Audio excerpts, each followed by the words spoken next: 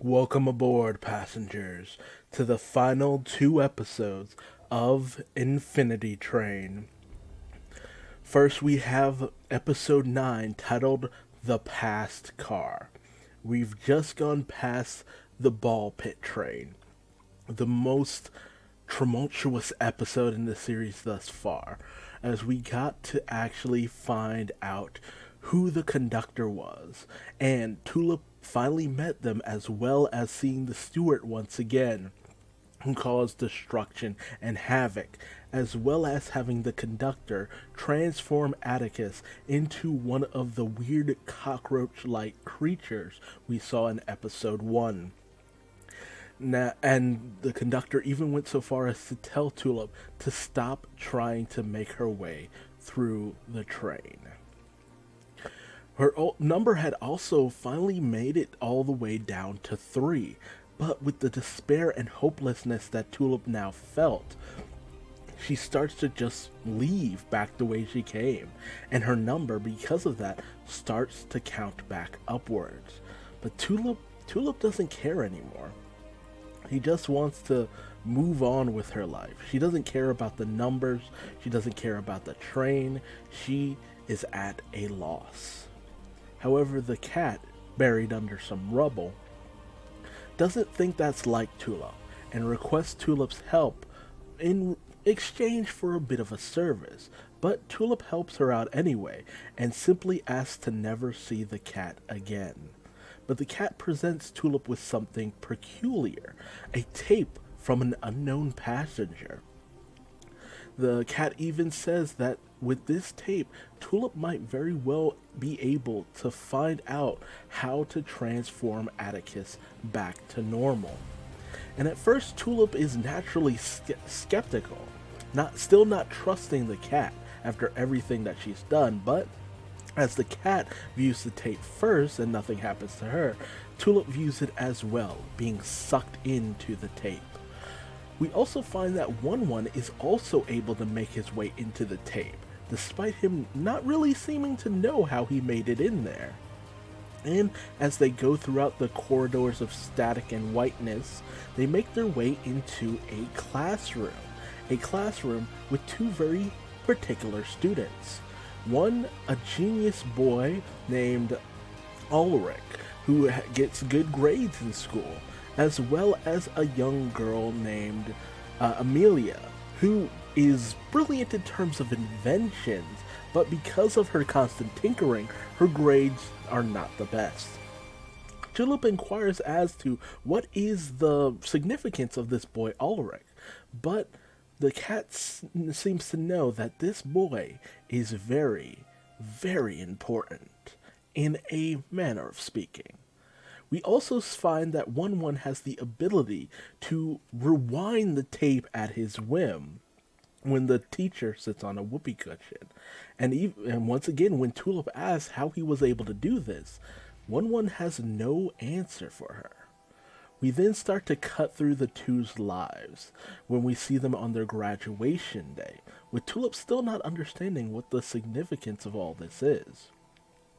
We see them palling around, graduating from college, living their lives. We see that Amelia still tinkers, creating this, she knows how to manipulate payphones so that she might be able to dial things for free and so on and so forth.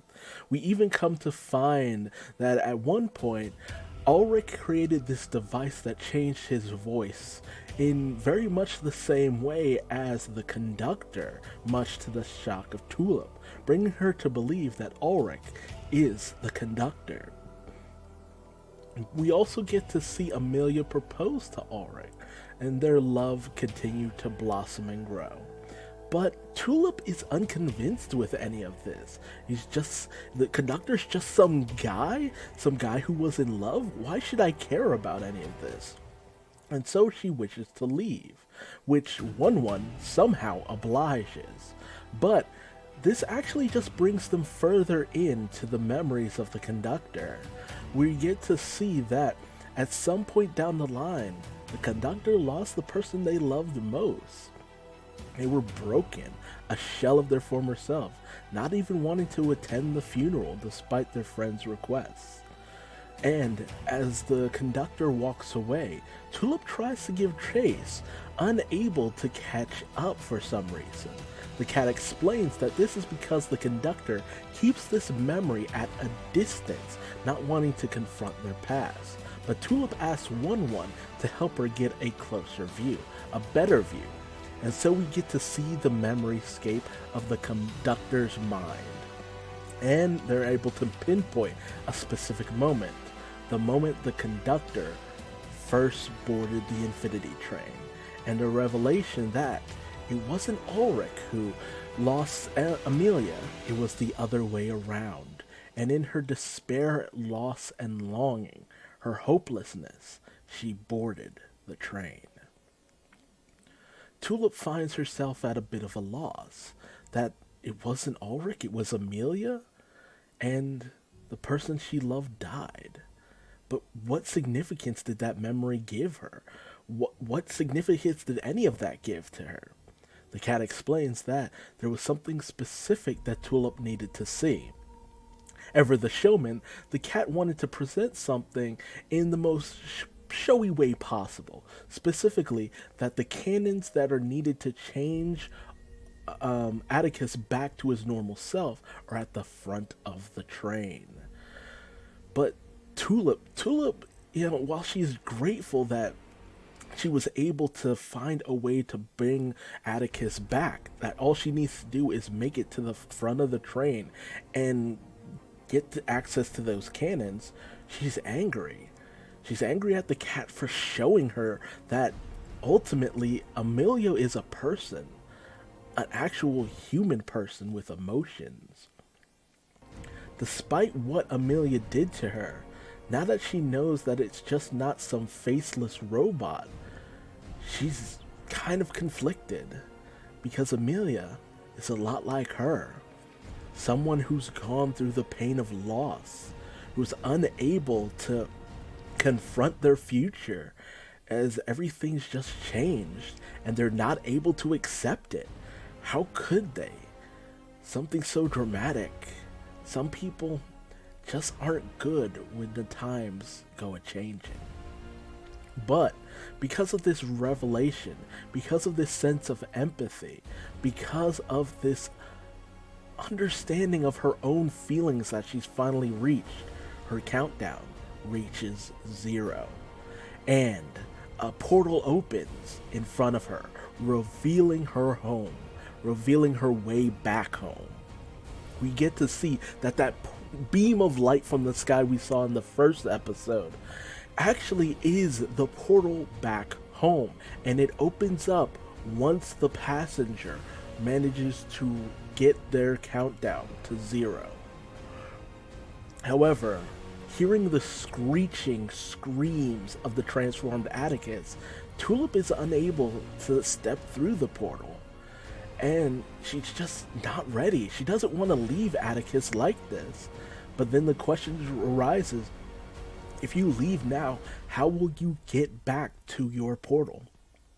Tulip realizes that the best way to do that is to access the train itself, specifically the train car.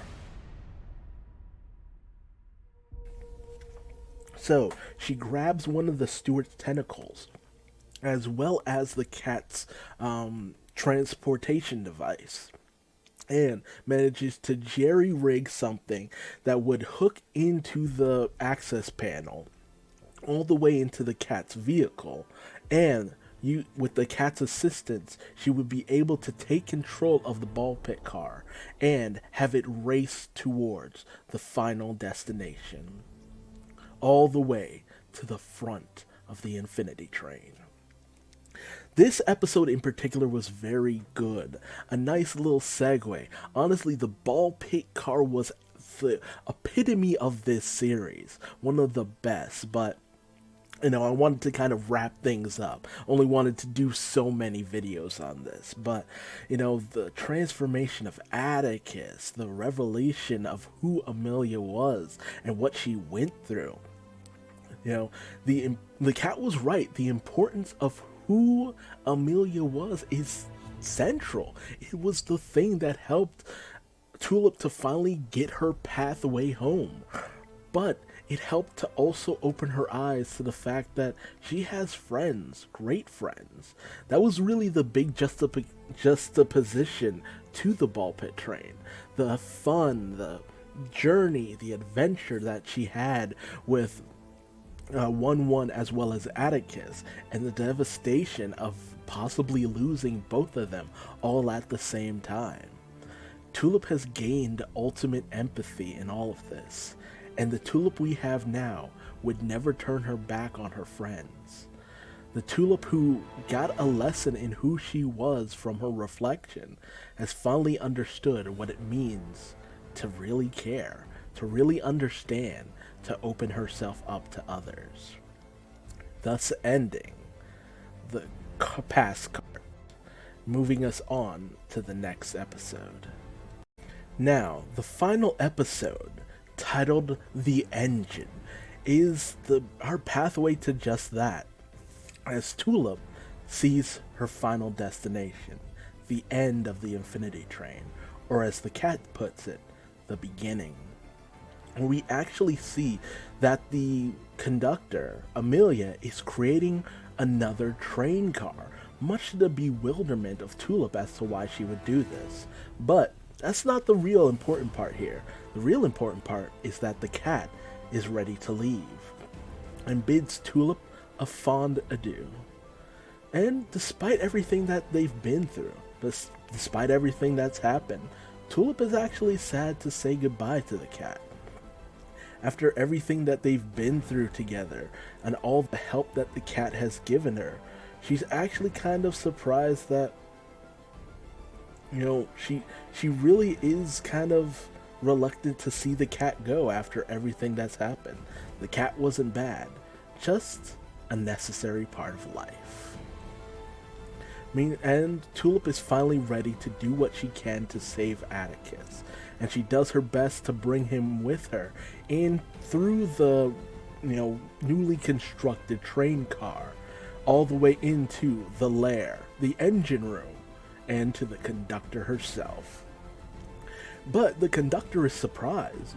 Seeing that Tulip's number has reached 0, she questions why Tulip would stay behind, why she wouldn't have taken her portal home, finally to leave this wretched place like so many before her.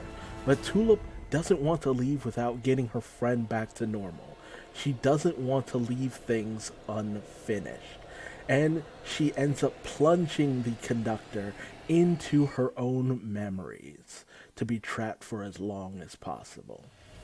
However, the steward activates upon this happening, going in to try to rescue the conductor, while Tulip manages to find the cannon, but unfortunately it doesn't have the orb needed in order to change Atticus back to normal. And as the steward destroys the monitor, the conductor manages to come back to her senses and threatens Tulip, saying that she'll make it so that the ball pit car and her portal will be sent all the way to the end of the Infinity Train, and that by the time that Tulip finally manages to get back to her portal, she'll be old, withered, and dying. But Tulip doesn't care. She wouldn't feel right just leaving things the way they are now, and will do her best in order to get Atticus back to normal. So her train is sent to the ends of the train, while Tulip ends up having this cannon smacked back into the still being constructed train car by the steward. And while the Atticus does end up getting free, he ends up clashing with the steward, giving Tulip the opening she needs in order to have 1-1 do his best to distract the steward while she goes after the cannon, with the conductor on her heels in hot pursuit. But as she starts to kind of look around, she realizes that this is the Amelia's school. Amelia's just reconstructing her life from scratch all over again.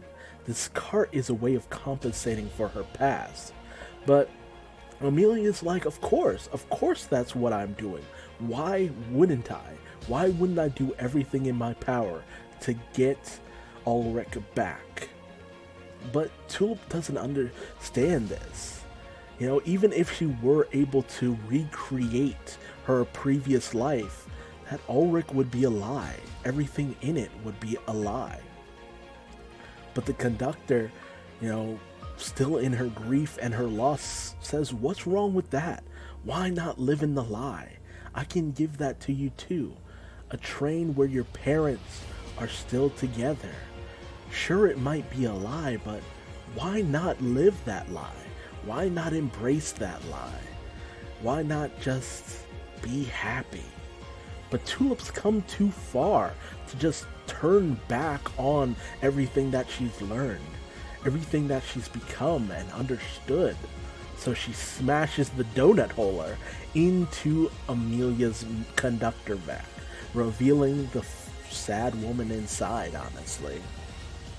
Tulip then starts to try to disrupt the various orbs inside the train car, doing her best in order to try to find the Corgi orb.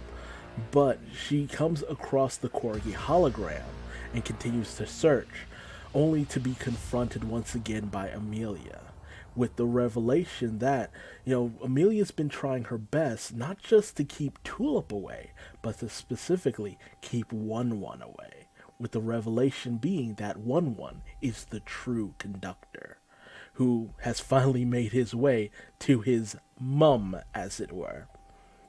You know, and I'm guessing it's kind of like he was birthed from that control panel, so technically it's kind of like his mum. But, you know, Tulip finally manages to get the Corgi orb and makes her way back towards the engine room. And while she does manage to blast the Atticus bug monster, the steward also manages to hit Atticus as well, making it seem like not only has Tulip lost any chance of getting her family back, but she's lost her dog as well.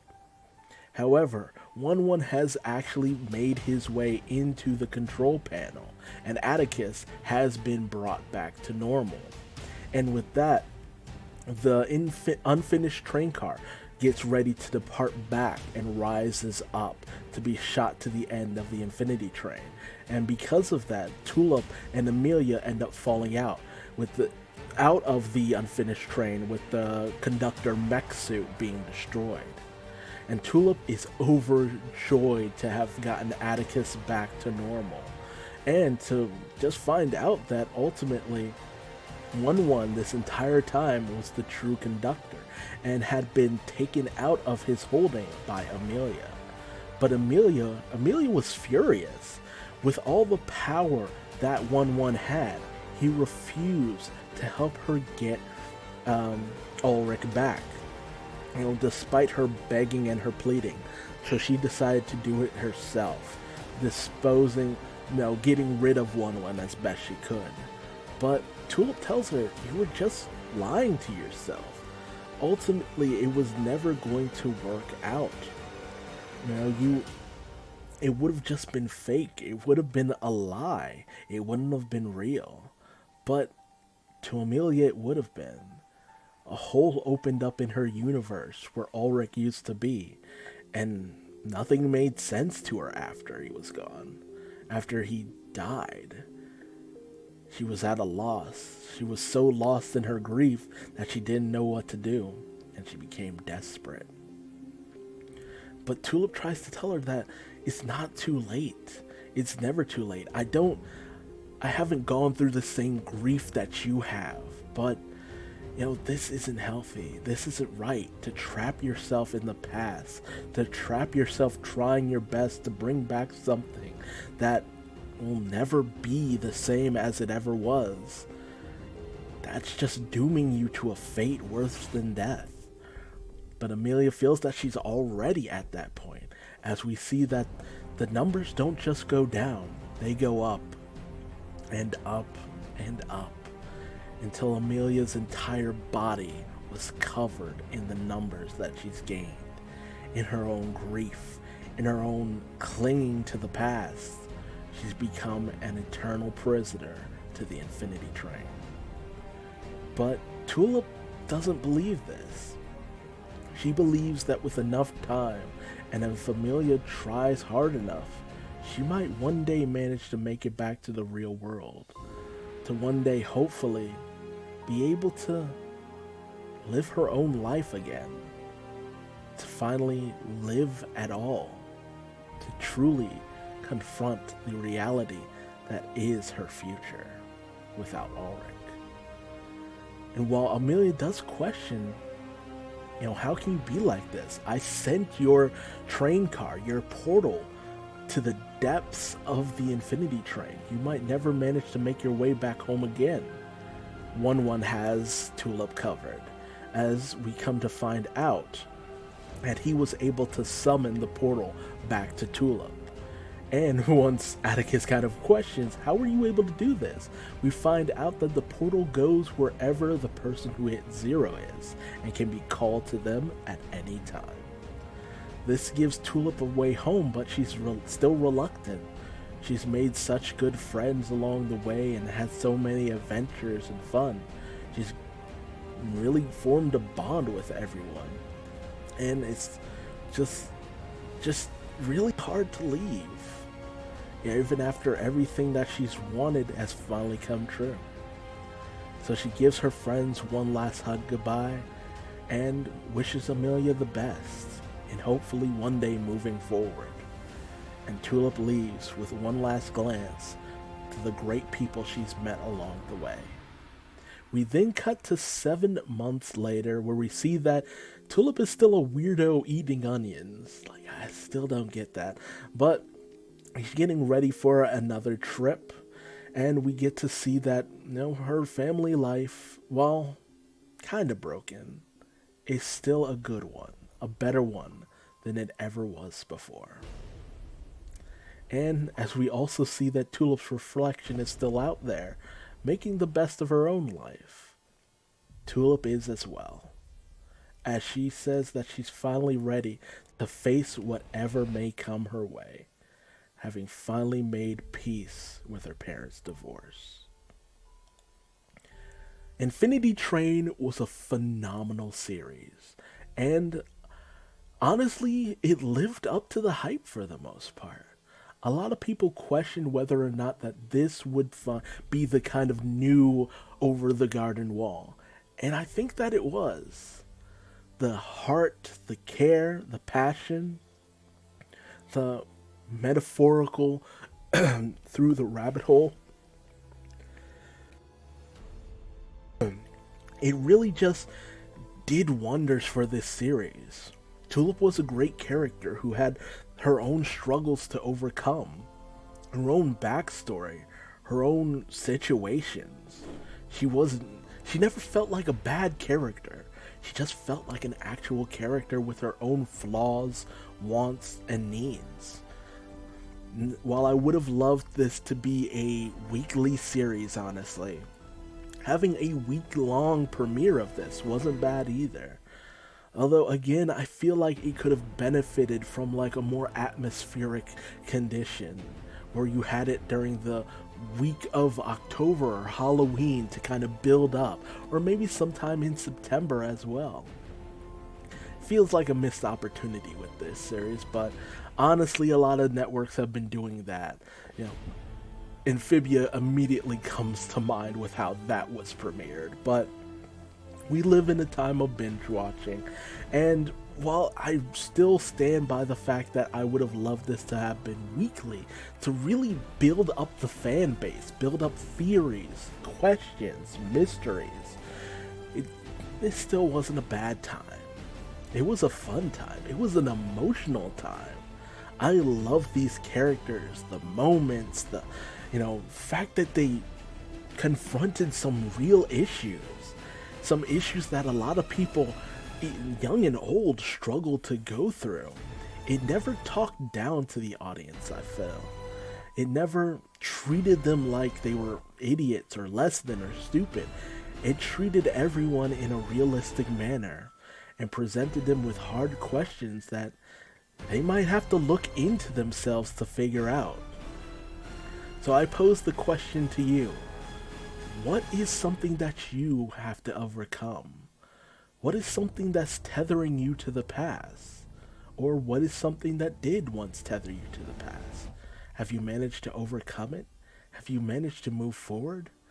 I know I'm still tethered to a few things that keep me weighted in the past, never really managing to move forward, but I'm still trying my best day by day to make the best out of the life I have right now.